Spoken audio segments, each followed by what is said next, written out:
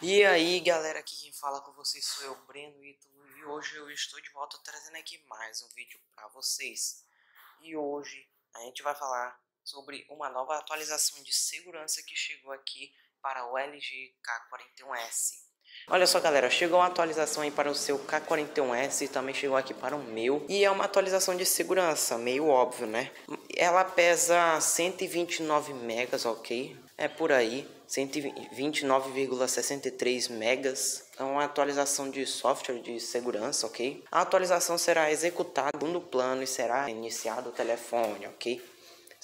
Isso aí é clássico. Novidades: atualizações de segurança do Google foram inclusas nessa atualização, ok? E eu vou instalar, viu? E finalmente recebeu, por causa que depois de 2 meses ele não recebe atualização, sério.